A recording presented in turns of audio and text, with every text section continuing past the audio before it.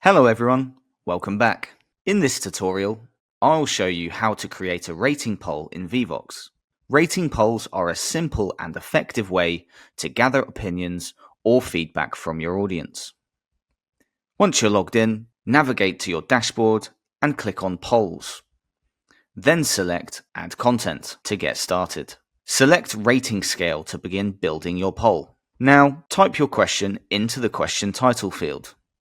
Feel free to make your wording stand out with formatting like bold or italics. If your plan supports it, you can also add an image to make your poll more engaging by clicking the image icon. Otherwise, you can just move right ahead. For the rating format, you have two choices. You can use a sliding Likert scale, where you label the bottom and top ends. For example, strongly disagree to strongly agree, and set the maximum up to 10. Participants can rate multiple items on this scale, and you'll see the average score for each item.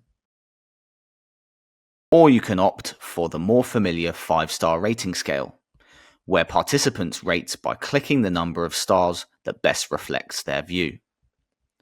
Results show both the number of votes per star and the average overall rating. This format is instantly recognizable and easy for your audience to use. So, once your question is all set, simply click Create to save your poll. Open the poll in Present View, and participants can submit their ratings instantly. For the star rating, you'll see voting counts and the average. For the slider, averages per item will appear.